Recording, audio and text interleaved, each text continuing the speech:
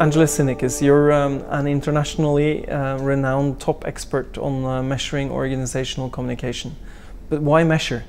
Well, this started a long time ago for me. I was working at the Chicago Tribune newspaper, but not doing a journalist's work. I was the internal communication editor of the Employee magazine. But we got a new president who was an accountant. And the only way I could connect with him was to measure what I was doing. It was the only language he spoke. So I found a way to measure what was or wasn't working, made my recommendations based on data, and it connected so well with him that he promoted me to a position that did not exist, manager of internal communication, gave me 2 staff people, and a budget during a recession.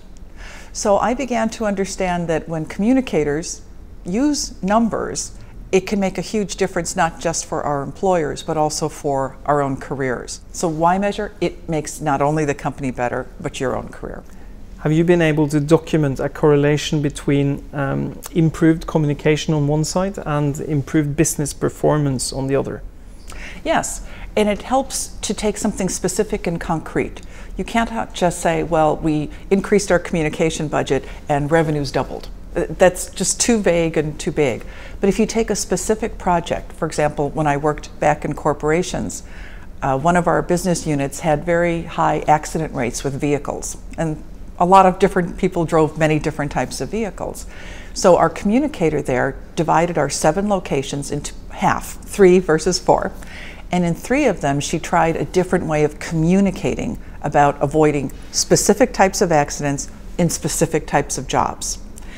And at the end of the year, the accidents went down dramatically in the 3 places that she worked with and did not change at all in the 4 that she did not work with. So that's setting up a pilot study. That change, the reduction in accidents, reduced our insurance premium by $1 million. So that got management's attention.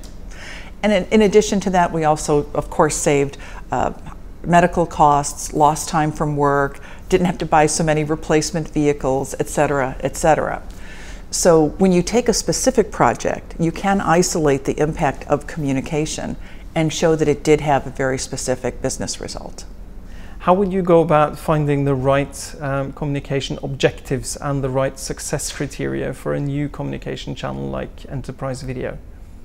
What I would first do is research, because you want to find out what is it that you're trying to change. Pick a couple of projects where you believe the video might make a difference in the acceptance of something or energizing people to take a step. And then you would do some research with that audience to say, if we wanted you to do this, what would you need to know? What would you need to believe? Those are the 2 things. It's not just know, but also believe. And I think this is where video becomes very important. You can learn things just by reading them.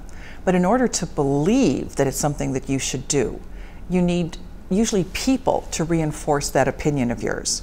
And you can do that face-to-face, which is very powerful. But if you can't get to everyone face-to-face, this is where the video and social media as well come in very handy, because it becomes a personal or almost personal interaction that can either confirm your opinions or sometimes change your opinions, where just reading something would not be enough. So you find out which types of projects and initiatives the video will make that difference and focus on those. Don't try to use one tool for everything, but use it where it is most useful.